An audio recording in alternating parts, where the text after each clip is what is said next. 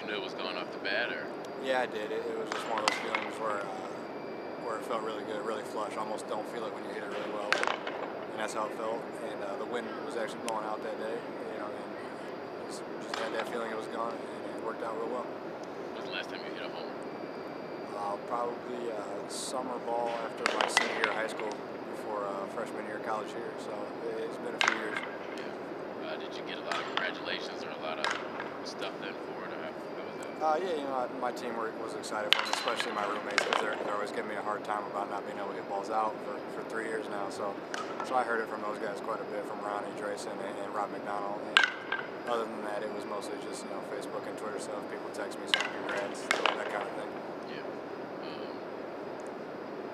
Personally, for yourself, you kind of really been, hitting a lot better since that first year. What's changed? Or what locked in on the plate, or what is it?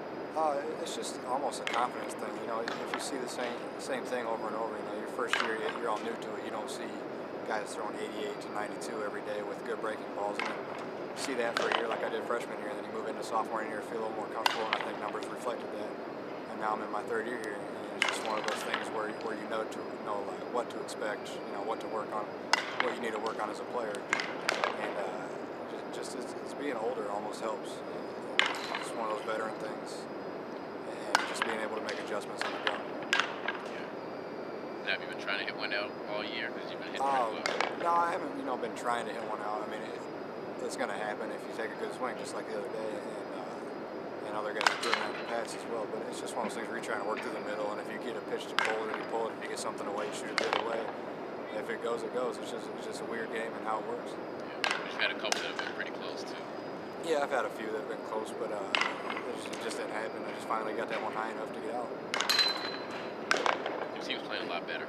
And I know, you weren't too happy after that kind of slow start you guys had. Feeling better now? Or? Yeah, absolutely. It was rough not winning that Sunday game, because I thought we had a chance to win that game, which I thought we should have. But it's one of those weekends where we had another 3-1 weekend. It's another weekend to build off of, going into a very, very good baseball team and program for that at Baylor, where we might as well be playing at our best, which I think right now at this point in the season we are. And we're just trying to keep that Tennessee Tech weekend on our mind, because we know that team isn't what we want to be and where we want to be as a team. So we're working off that and keeping that in the back of our heads as some motivation throughout the year.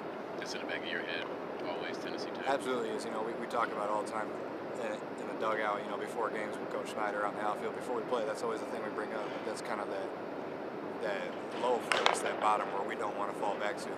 Dropping 2 games to an inferior team. We want to play at a high level, which I think we did the past 2 weekends, and it'd be nice to keep carrying that on. Yeah. Is that what's going to keep you motivated throughout the year, you think? Or? Yeah, I think that will. I mean, I don't think it's going to be all of our motivation, but it's definitely one of those things you look back on, and one of those things you try to build off of. So that's definitely going to be one of the things that keeps us motivated. But it's definitely not going to be the only thing. There's going to be more to it as the season goes on. Now, you've been hashtagging on Twitter, Be Elite. Did you come up with that? Because I don't think I've ever No, actually, we, as an entire athletic body, we have to go to some seminars where they pay some people to come in and speak to us as a group. And there was a guy that came in. He was actually in the U.S. Marines, I believe, also a Navy SEAL. And he's just one of those guys that really sent a message. He talked for only maybe 30, maybe 45 minutes at the most. And everybody was just completely zoned into him, listened to every word. Everybody got something out of it, I think. And one of his things was be elite. Everybody wants to make it to like an NCAA tournament and win a Big Ten tournament or any conference tournament, but it's the people that really want to be elite, have those few things, have a few goals in mind, instead of just an outside goal of winning a conference championship or just making a tournament. You want to get to the end where you have a chance to take the whole thing, and that was the main message. And I think that really hit me as a person. I'm not sure about other guys, but that hit me. So that's kind of one of those things I've kept in the back of my head as well. Yeah. When was that speech? I would say it was about 3 weeks to a month ago. I'm not sure the exact date, but it was 3 weeks to a month ago, and ever since then, it's just one of those things that really I caught on to. Yeah, sometime in early February now. Yeah. And where was it?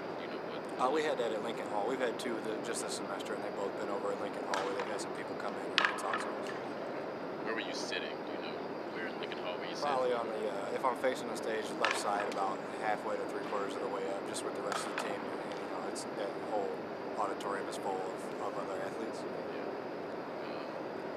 kind of another one of your motivators or your, I guess, your mindsets then for the years that Yeah, kind of be absolutely elite? is. Just like he was saying, why be average? Why be great? Why not be elite? There's a difference between greatness and eliteness, and if you can be elite, that's just another step of being the best you can be. Now, you also told me before that defense is kind of your thing. Like you've been hitting so well. Is it hard ever to separate the two? If you're not hitting well, to bring your defense if you're hitting really well. I think sometimes it can be, but for me, ever since I was very young, I just try to separate the two because it's completely different aspects of the game. Hitting is one thing, the fielding is another. You can't control anything at the plate when you're playing defense, and you can't control anything on defense when you're hitting. So it's one of those things where you try to do your best and not show emotion too much either on defense or offense. So I do what I can to split them up and only focus on what I can control at that time. And one of the things Coach Snyder always says that I thought was real funny, you'll see some guys out in the field playing defense practicing like a swing after maybe a batted bat, but you'll never see a guy in the batter's box acting like he's fielding a ground ball after he misses an error. So I always thought that was pretty funny. And every time I think about that, I laugh. So even when you're going 3 for 3, like you did on Saturday, defensively you're not more amped up or more excited. You're still No, good about it. I try not to be. You just got to do your best. Baseball's a really weird game. There's a lot of plays, especially considering every pitch is a new play, a new opportunity for something to happen. So if you're excited about a home run or just a single, an RBI, anything like that, it's hard to be playing defense and focused on that pitch at that time. So just do everything you can to stay focused on one thing. So after you hit a home run, team's up big. You have to go back on the shortstop. I guess, do you remember kind of what was going through your mind or what were you thinking out there on the field? I was excited. I was very excited. I've hit home runs in the past, but it is a whole different feeling on this level, that kind of thing. Bigger fields, absolutely. And it was a good feeling. At the same time, I knew that I'm going to have another at bat. Something else is going to happen within the next, 10, 15 seconds. So I didn't forget about it, but I put it behind me. Yeah. Your dad played baseball. I just kind of looked at it and see that. Did he kind of help you when you were young? Or does he want to get you into the game? Or talk about, I guess, relationship you guys had? He absolutely did. My mom was also a college softball player out of South Carolina, so it worked out where even in Little League, my dad and my mom were coaching me, and all the way through high school, my dad happened to be my high school coach as well. So it's always been nice to have him, in the house, at the field, wherever I happen to be. I'm around my dad, around my family, and they all know the game. Even grandparents that they played as well. They talk about it, and that's all we talk about.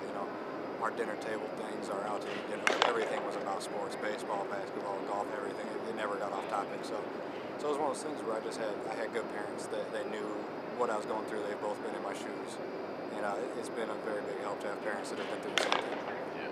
What are some of your earliest memories, I guess, baseball-wise, and your parents? The first one I would have to say was when I was 11. I think in 2003, we actually won a state championship on our Little League team and made it to a regional in Indianapolis, which is a step before the Little League World Series. And as an 11, 12-year-old, that's everybody's dream. We don't get to be on TV at that age, but that 1 week where really young kids get to be on TV and everyone watches it. We're still all watching it as a group.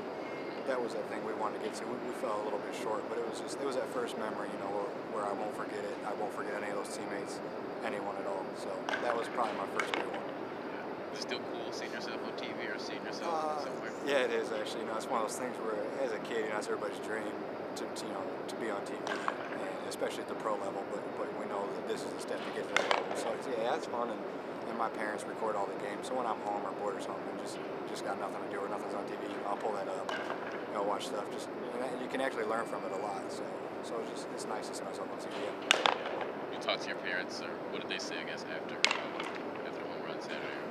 My dad actually called me and just kind of gave me one of those things, laughed about it, and said, "I heard somebody hit one out today." And, he said, "Congrats." And then I actually texted my mom between games that day, and she said, "Congrats on that. Hit some more for me." But I'm just glad that my parents are following me even when I'm halfway across the country.